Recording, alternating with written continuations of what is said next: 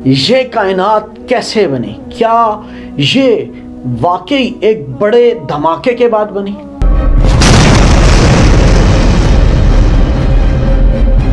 अगर ऐसा था तो इस कायनात के बनने से पहले क्या हो रहा था?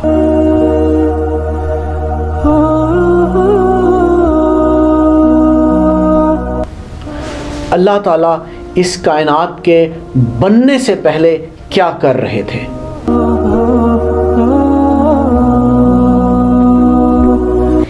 क्या इस कायनात से पहले भी कोई कायनात मौजूद थी?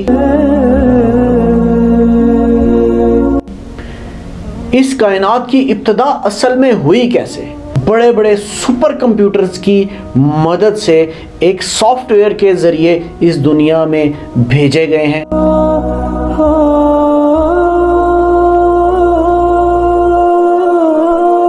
क्या हम कोई हकीकत भी रखते हैं या हमारी हकीकत कुछ और है? क्या हम इसी दुनिया के वासी हैं या हम कहीं और के रहने वाले हैं और वक्ती तौर पर यहाँ आए हुए हैं?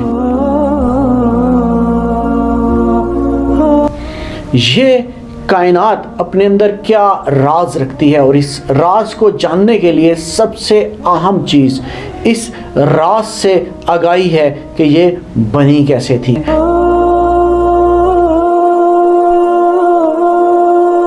साइंस क्यों ये कह रही है कि ये दुनिया असल में एक वीडियो गेम है और हम सब एक वीडियो गेम में मौजूद हैं?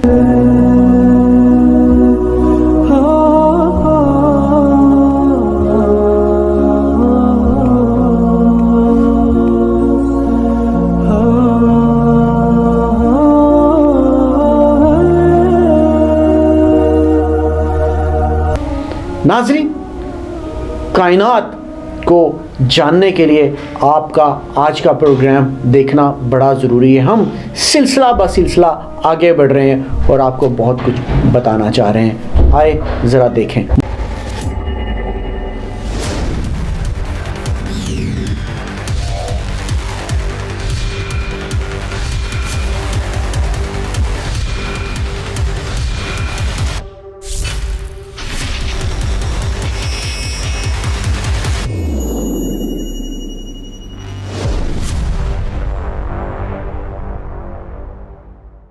मज़ाहिब इस कायनात के बारे में क्या कहते हैं? ये कायनात कैसे बनी थी? हिंदू मज़हब क्या कहता है कि यह कायनात कैसे बनी? हिंदुइज्म की मजहबी किताबों में से सबसे ज्यादा अहम और मुकद्दस वेदास को समझा जाता है। वेदास और दूसरी हिंदू मजहबी किताबों में फर्क ये है कि वेदास को वर्ड ऑफ गॉड समझा जाता है। वेदास में से सबसे अहम वेदास ऋग्वेद है। ऋग्वेद में यूनिवर्स क्रिएशन के बारे में कुछ ऐसा लिखा हुआ है जिसका तर्जुमा ये है: कौन कौन जानता है और जो इसका ऐलान कर सकता है, इससे पैदा हुआ और इसकी तहकीक की। सब खुदा इस दुनिया के बनने के बाद आए। कौन जानता है पहले क्या हो रहा था? वो इसकी तख्लीक की पहली इब्तिदा है, चाहे वो सबको तश्कील दे या इसे तश्कील ना दे।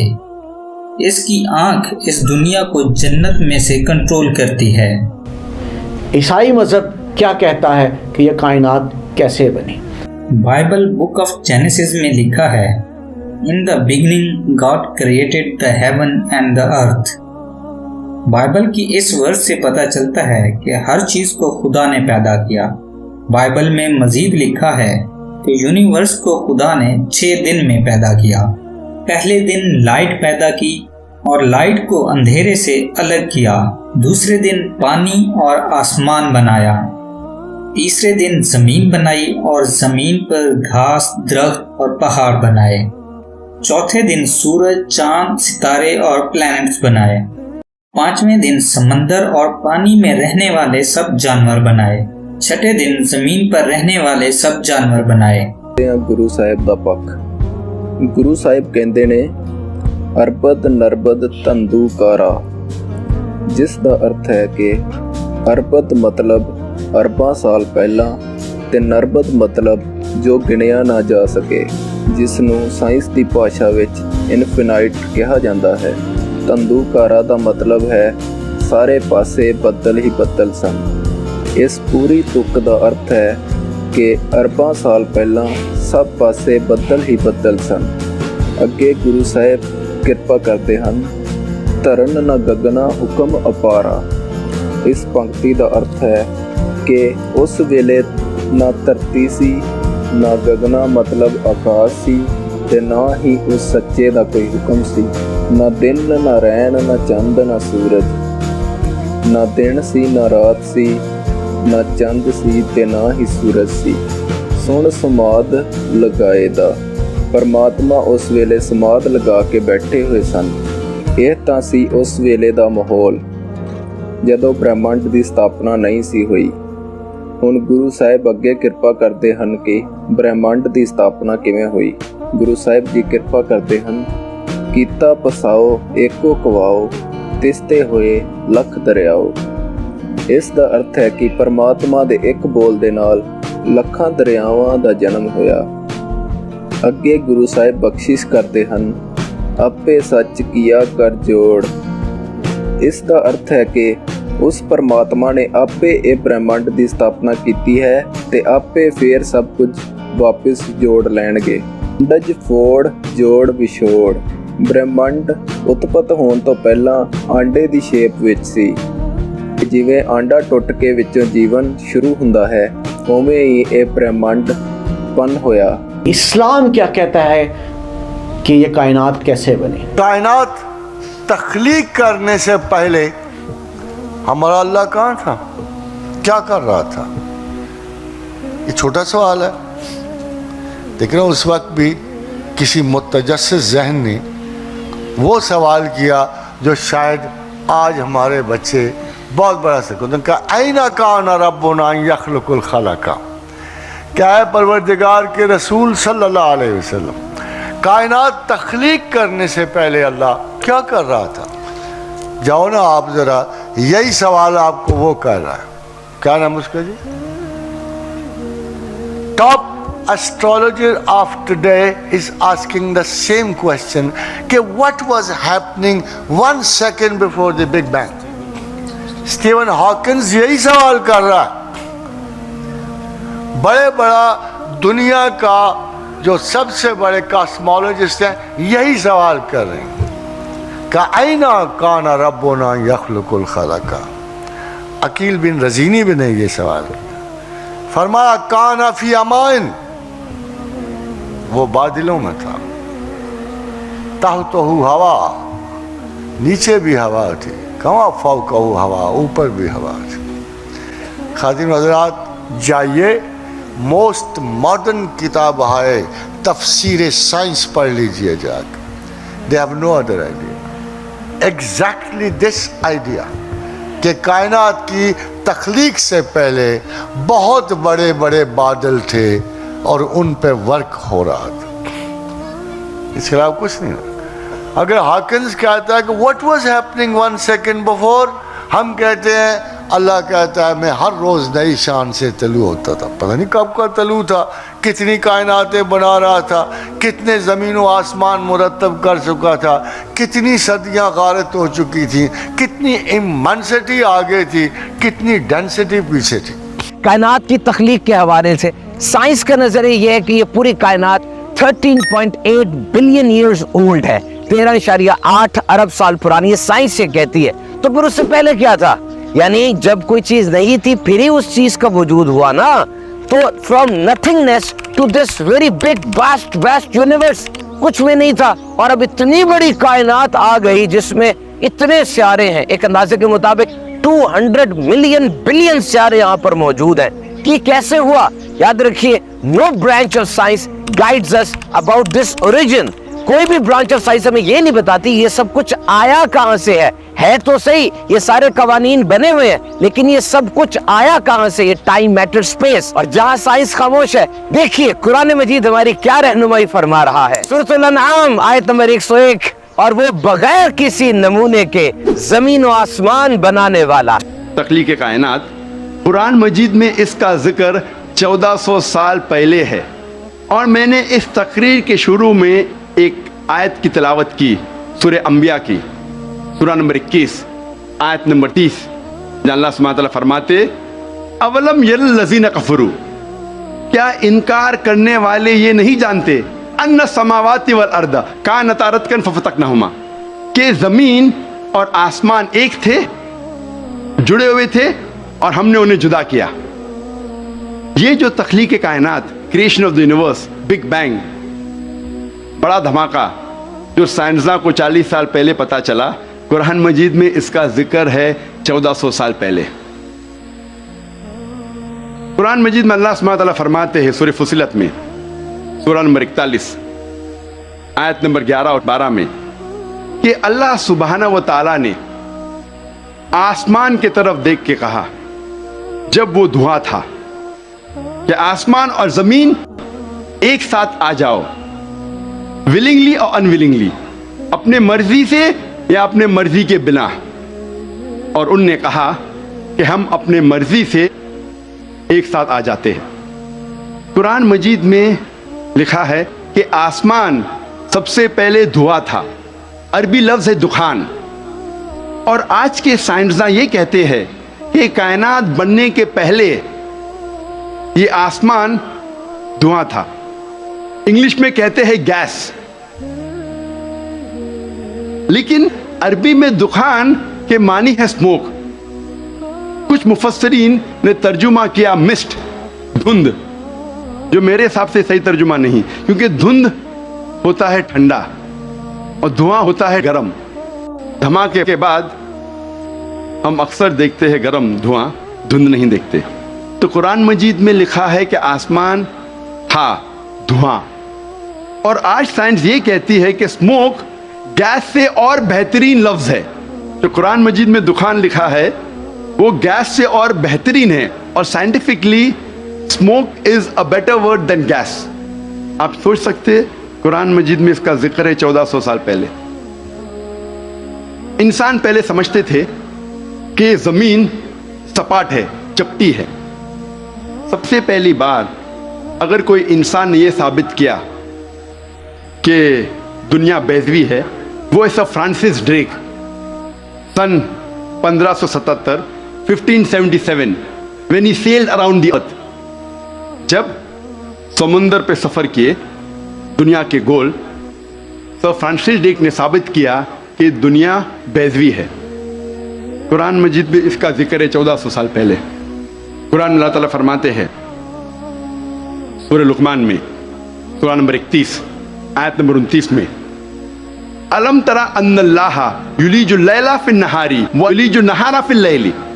अल्लाह सुब्हानहू व तआला ने रात को धीरे धीरे, आहिस्ते आहिस्ते दिन में तब्दील किया, और दिन को धीरे धीरे, आहिस्ते आहिस्ते रात में तब्दील किया। ये दिन का रात और रात का दिन आहिस्ते आहिस्ते, धीरे धीरे तब्दील होना, ये सबूत देता है कि दुनिया बेज़वी है। अगर दुनिया चपटी और सपाट होती तो दिन फौरन रात में तब्दील होता और रात फौरन दिन में तब्दील होती। अल्लाह ताला फरमाते सूरह अज़ुमर में, सूरह नंबर 39 आयत नंबर 5 में, कि अल्लाह सुब्हानहू व तआला रात को दिन पे लपेटता है और दिन को रात पे लपेटता है। कुरान में अरबी लफ्ज है कवारा, जिसके मानी लपेटना। जिस तरीके से एक इंसान फेटा सिर पे लपेटता है, a person coils the turban on the head, उसी तरीके से अल्लाह ताला फरमाते हैं कि रात दिन पे लपेटी जाती है और दिन रात पे लपेटा जाता है। ये दिन का रात और रात का दिन पे लपेटना उसी वक्त पॉसिबल है जब दुनिया बेज़वी है। अगर दुनिया चपटी और सपाट होती तो मुमकिन ना होता। पहले इंसान ये सोचते थे ये चांदनी जो है, चांद की रोशनी, ये उसकी खुद की रोशनी है। चंद सदी पहले हमें पता चला कि चांद की रोशनी, चांदनी उसकी खुद की रोशनी नहीं है, ये सूरज की ली हुई रोशनी है। सूरज की मुनअक्स शुदा रिफ्लेक्टेड लाइट है, बोरोड लाइट है। कुरान मजीद में अल्लाह सुब्हानहू व तआला फरमाते हैं सूरह फुरकान में, सूरह नंबर 25 आयत नंबर 61 में, अल्लाह सुब्हाना व ताला ने आसमान में बुर्ज रखे, तारों के झुंड, और इसमें रखा सूरज जिसके पास खुद की रोशनी है, सुलगता हुआ चिराग, और रखा चांद जिसकी ली हुई रोशनी है। कुरान में सूरज अरबी में कहा गया है शम्स, और इसकी रोशनी को कहा गया है सिराज, वहाज और दिया, जिसके मानी है सुलगता हुआ चिराग या मशाल या दिया। तीनों के मानी है कि सूरज की रोशनी खुद की है, और चांद को कहा गया है कुरान मजीद में कमर, और चांदनी को कहा गया है मुनीर या नूर। मुनीर मीन्स बोरोड लाइट, ली हुई रोशनी, या नूर मीनिंग रिफ्लेक्टेड लाइट, शुदा रोशनी, रिफ्लेक्टेड लाइट। आप सोच सकते कुरान मजीद 1400 साल पहले कहता है कि ये चांदनी खुद की रोशनी नहीं है, चांद की ली हुई रोशनी है। और इसका जिक्र सूरह फुरकान सूरह नंबर 25 आयत नंबर 61 के अलावा सूरह यूनुस में सूरह नंबर 10 आयत नंबर 5 में, और सूरह नूह में सूरह नंबर 71 आयत नंबर 15 और 16 में। पहले साइंसदान ये समझते थे कि जमीन कायनात का मरकज है और बाकी सैयारे चांद और सूरज जमीन के गोल घूम रहे हैं, चक्कर लगा रहे हैं। इसे कहते थे थियोरी ऑफ जियोसेंट्रिज्म, जमीन को मरकज समझने का नजरिया। और ये लोग 2 सदी से, टॉलेमी के वक्त से मानते थे, 16वीं सदी तक, जब तक कोपरनिकस ने कहा कि जमीन के गोल चांद और सैयारे नहीं चक्कर लगा रहे हैं, लेकिन सूरज के गोल जमीन, चांद और बाकी सैयारे चक्कर लगा रहे हैं, घूम रहे हैं। इसे कहते थे हीलियोसेंट्रिक थ्योरी, मतलब सूरज का मरकज होने का नजरिया। और सन 1609 में एक जर्मन साइंटिस्ट जिसका नाम था योहानेस केपलर, उसने लिखा अपनी किताब में एस्ट्रोनोमा नोवा कि सिर्फ सैयारे और चांद सूरज के गोल घूम नहीं रहे हैं, लेकिन जमीन, चांद और सैयारे, प्लैनेट्स सूरज के गोल घूमने के अलावा अपने महवर पे गर्दिश कर रहे हैं। They are rotating about their own axis. और जब मैं स्कूल में था, मैं सन 1981 में 10वीं में था, ज्योग्राफी में मैंने पढ़ा था कि जमीन, चांद और सैयारे, प्लैनेट्स वो चक्कर लगा रहे हैं, they are revolving and rotating, और अपने महवर पे गर्दिश कर रहे हैं। लेकिन सूरज अपने महवर पे गर्दिश नहीं कर रहा है।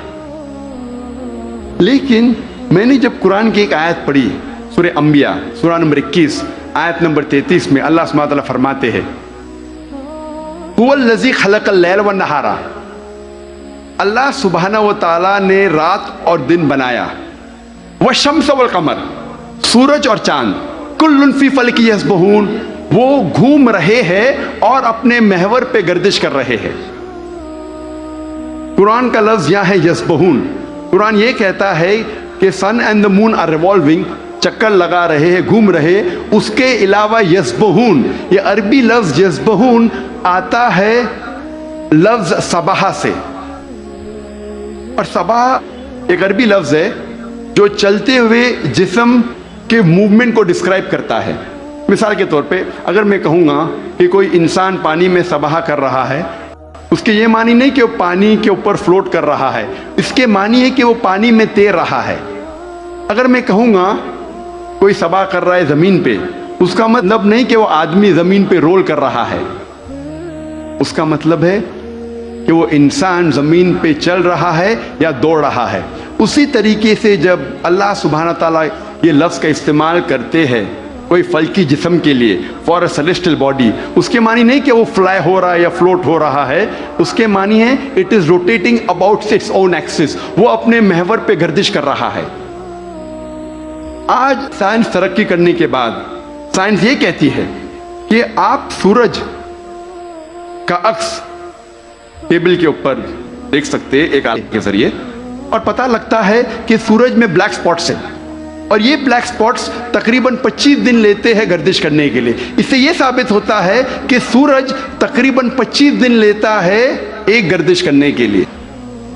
तो आज साइंस ये तस्लीम करती है कि सूरज भी अपने महवर पे गर्दिश कर रहा है। जो मैंने स्कूल में तकरीबन 28 साल पहले पढ़ा था कि सूरज वॉज स्टेशनरी, सूरज गर्दिश नहीं कर रहा है, तो 28 साल पहले मैंने स्कूल में पढ़ा, आज साइंस उसे तस्लीम करती है।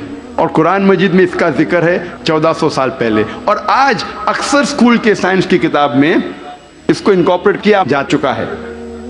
ये नई चीज दाखिल हो चुकी है साइंस की किताबों में कि सूरज अपने महवर पे गर्दिश कर रहा है। अल्लाह ताला फरमाते सूरह यासीन में सूरह नंबर 36 आयत नंबर 40 में कि सूरज चांद को नहीं पकड़ सकता और दिन को रात नहीं पकड़ सकती। The sun can not outstrip the moon, neither can night catch up with the day. कुल्लुन फी फल्की यस्बहून, ये अपने महवर पे गर्दिश कर रहे। इसके मानी कि चांद और सूरज के जो एक्सेस है, जो रेवोल्यूशन का है, वो डिफरेंट है, वो अलहदा है, इसीलिए वो आपस में कभी नहीं मिलेंगे। आज साइंस ये कहती है कि जो सूरज की रोशनी हम देखते हैं, it is due to a chemical reaction. ये एक केमिकल रिएक्शन के वजह से है जो करोड़ों सालों से चल रहा है, और एक दिन ये केमिकल रिएक्शन बंद हो जाएगा और सूरज खत्म हो जाएगा। लेकिन साइंसदान कहते हैं कि इसको और करोड़ों साल लगेंगे, और करोड़ों साल के बाद एक केमिकल रिएक्शन बंद होगा। साइंस ये कहती है कि एक वक्त आएगा जब सूरज नष्ट हो जाएगा, खत्म हो जाएगा। कुरान में अल्लाह ताला फरमाते हैं सूरह यासीन में सूरह नंबर 36 आयत नंबर 38 में, वशम्सु तजरी लिमुस्तक़र्रिन लहा, कि सूरज जा रहा है अपने मुस्तकर की तरफ, सूरज जा रहा है अपने डेस्टिनेशन पे। सूरज एक मुकर्रर वक्त के लिए है।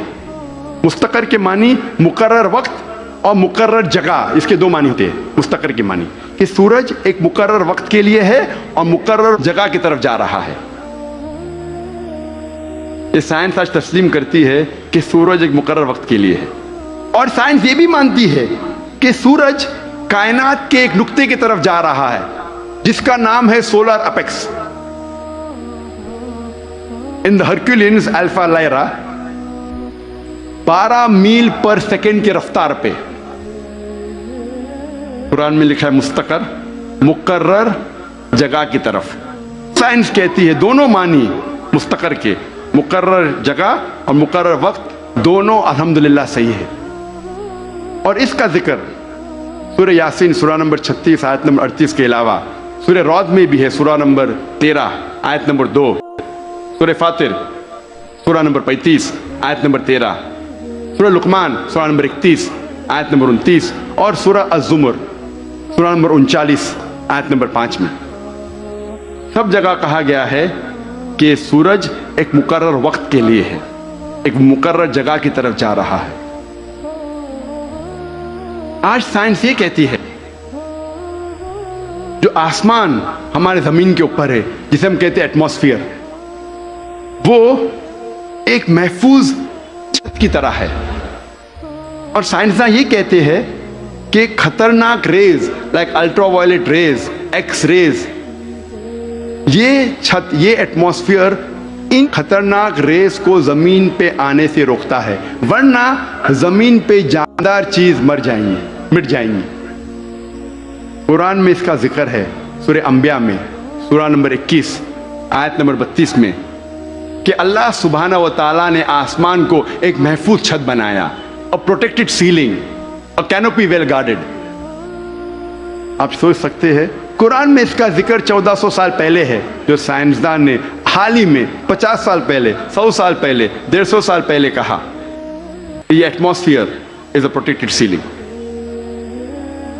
जब मैं स्कूल में था तकरीबन 28 साल पहले, मैंने साइंस में सीखा था there are 3 types of matter, solid, liquid and gas. 3 किस्म के मादा थे, सॉलिड, लिक्विड एंड गैस। आज साइंस ये कहती है कि 3 मादा, 3 स्टेट्स ऑफ मैटर के अलावा और भी है। हम पहले ये समझते थे कि ऑर्गेनाइज एस्ट्रोनॉमिकल सिस्टम्स के बाहर, ऑर्गेनाइज फल्कियात के बाहर खड़ा था, वैक्यूम था। आज साइंस कहती है क्या इंटरस्टेलर स्पेस, सैयारे के बीच मादे के पुल है, ब्रिजेस ऑफ मैटर है, जिसे आज हम कहते हैं प्लाज्मा, जिसे साइंसदां कहते हैं 4th स्टेट ऑफ मैटर, 4थी किस्म मादे की आज साइंसदां कहते हैं प्लाज्मा है। कुरान में इसका जिक्र 1400 साल पहले है, सूरह फुरकान में सूरा नंबर 25 आयत नंबर 59 में 59 में, कि अल्लाह सुब्हानहू व तआला ने जमीन और आसमान को बनाया और इसके बीच में सारी चीजें बनाई। मतलब जमीन और आसमान के बीच में वैक्यूम नहीं है। आज साइंस इसे कहती है मादे के पुल, ब्रिजेस ऑफ मैटर, कहती है प्लाज्मा है, 4th स्टेट ऑफ मैटर। और इसका जिक्र सूरह फुरकान सूरा नंबर 25 आयत नंबर 59 के अलावा सूरह हिजर में सूरा नंबर 15 आयत नंबर 85 में, सूरह सजदा सूरा नंबर 32 आयत नंबर 4 में, सूरह सफ़ात सूरा नंबर 37 37 आयत नंबर 5 और सूरह अहकाफ सूरा नंबर 46 46 आयत नंबर 3 में कई जगह लिखा है कि अल्लाह सुब्हानहू व तआला ने ज़मीन और आसमान बनाए और इसके बीच में सारी चीज़ें।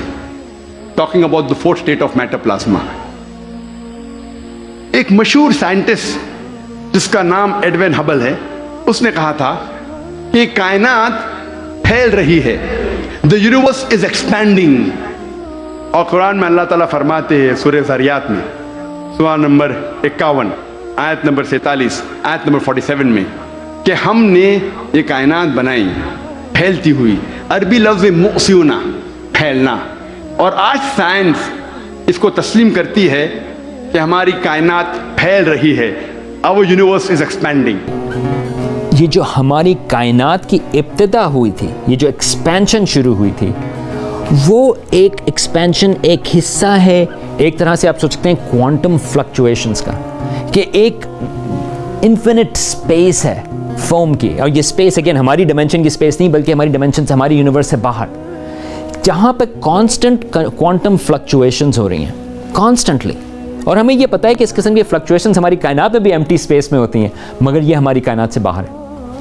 और उन फ्लक्चुएशंस में जब वो फैलती हैं, बहुत सारी कायनातें उससे शुरू होती हैं। और हमारी अपनी जो कायनात है, एक तरह से जब हम बिग बैंग की बात करते हैं, वो उसकी एक फ्लक्चुएशन थी जो उसकी एक्सपेंशन शुरू हुई। इसका मतलब यह है कि खाली हमारी कायनात नहीं, बल्कि एक इन्फिनिट नंबर ऑफ कायनात जो हैं वो मौजूद हैं। इसको एस्ट्रोनॉमर्स बात करते हैं, उसको नाम देते हैं मल्टीवर्स का। नाज़रीन, हमने आज बात की तख्लीक़ कायनात के हवाले से, और हमने इस बात को जानने की कोशिश की कि इस कायनात को तख्लीक़ कैसे किया गया। बहुत सारी बातें, बहुत सारी चीज़ें, बहुत सारी रिसर्च आपके सामने मैंने रखी, लेकिन आपको इस बात का इल्म है कि जैसे जैसे साइंस तरक्की करते हुए आगे बढ़ती जाती है, वैसे वैसे नई चीज़ें समझ आने लगती हैं। एक बात याद रखिएगा, आइंस्टाइन ने कहा था कि मज़हब साइंस के बगैर लंगड़ा है और साइंस मज़हब के बगैर अंधी है। तो हमने अगर चीज़ें समझनी हैं तो हम इल्म के ज़रिए, साइंस के ज़रिए समझेंगे, जिसमें इल्हामी मज़ाहिब भी हमारे मददगार हैं, और हम हमेशा से उनसे भी मदद लेने के लिए कोशिश करते हैं उन चीज़ों के हवाले से जो हमें दुनियावी तौर पर समझ नहीं आ रही होती। उसी से हमारे दिमागों में ख़यालात पनपते हैं और हमें आइडियाज़ मिलते हैं कि अब हमने अपनी रिसर्च किन किन एंगल से आगे लेके जानी है और चीज़ों को किन एंगल्स में समझना है। और यही हमारा प्रोग्राम सुराग रसां भी कर रहा है। मेरे साथ जुड़िए रहिएगा, अगले प्रोग्राम्स में इसी तरह के कुछ और मौज़ूआत के साथ आपके साथ होऊंगा, ताकि आप इस कायनात को, इस तख्लीक को, और ख़ास तौर पे खालिक के कायनात को समझ सकें और खालिक के कायनात को पहचान सकें। अगले प्रोग्राम तक के लिए इजाज़त दीजिएगा। अल्लाह हाफिज़।